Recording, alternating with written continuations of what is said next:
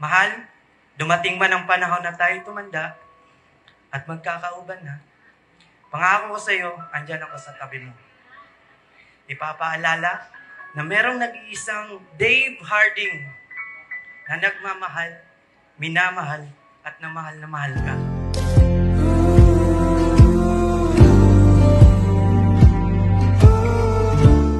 Sobra-sobra akong nagpapasalamat sa Panginoong Diyos sa pagsagot niya sa mga panalangin. At ito'y pagtayo natin kanina sa loob ng sambahan kasama ko.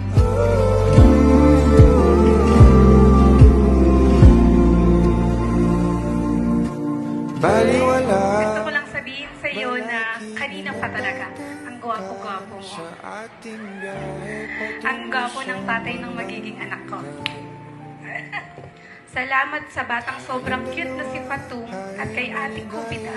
Dahil sa kanila, nakilala ko ang forever ko. Sinong mag-aakala na simpleng hi lang mauuwi pala tayo sa I do.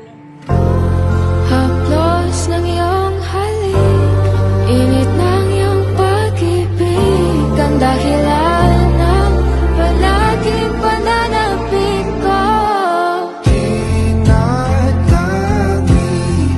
Tinatangi ko, ikaw lamang mahal.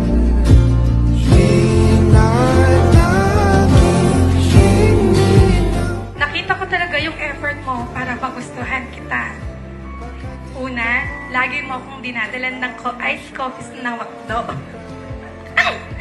Pangalawa, lagi kang planchado ang damit. Hindi po siya nagpa-plancha, pero dahil dadaan po siya sa shop namin, magpa-plancha po siya ng damit niya. Dalandala. Salamat sa pagmamahal at pag-aalaga mo sa akin. Salamat sa isang taon, kalahati, at ngayon magiging habang buhay na. I am blessed dahil ikaw yung pinakdaligan para sa akin. Ikaw yung sagot sa lahat ng tanong ng puso ko.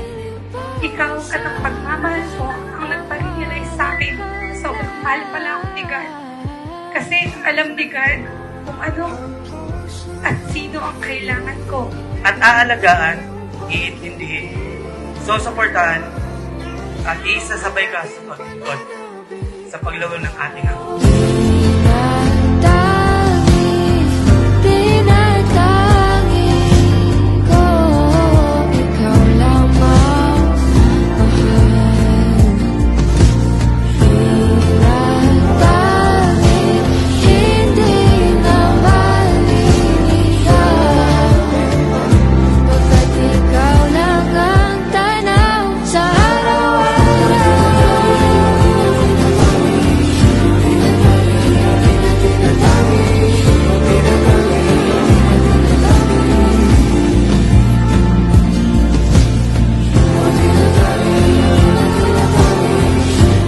From this day forward, as I love everything behind for a new life together, I vow to trust you more than anyone else.